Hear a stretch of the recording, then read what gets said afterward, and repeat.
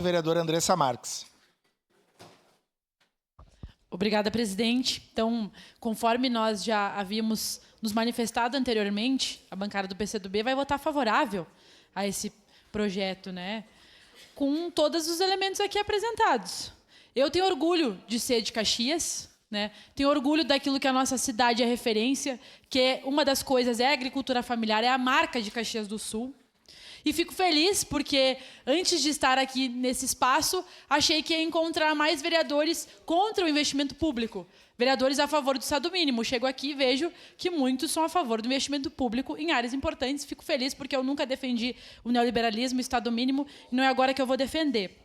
Mas eu queria deixar nítido algumas questões que nós apresentamos aqui, porque é o nosso papel. E tenho certeza que todos os vereadores têm responsabilidade com o dinheiro público, né? Todos nós, independente se é oposição, se é base, se é independente, temos responsabilidade. Também tenho certeza que o governo municipal tem essa preocupação. Não é uma questão de desconfiança com o que vai ser feito com o dinheiro. É uma questão de nós trabalharmos pelo melhor uso do dinheiro público.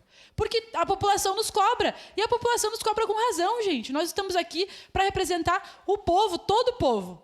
Então, quando a população diz que não tem transparência, que não entende, que a gente vota os aportes, a gente precisa olhar. A gente precisa dar explicação para a população ou não?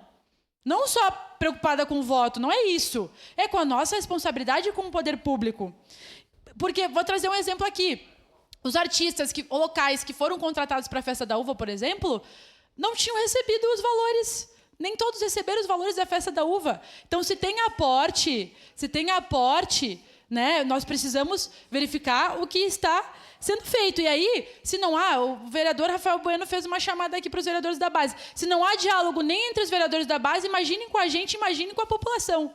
E aí, para finalizar, queria fazer uma reflexão. As informações elas têm que ser centralizadas, unificadas, tem que vir uma informação só, para nós e para as pessoas. Qual vai ser a marca do governo Adiló? E aí, sinto muito, gente, prefeito já era prefeito. Se não tem experiência ou se não consegue governar, tem que pedir para sair. Mas tem que ter responsabilidade. Qual vai ser a marca do governo Adiló?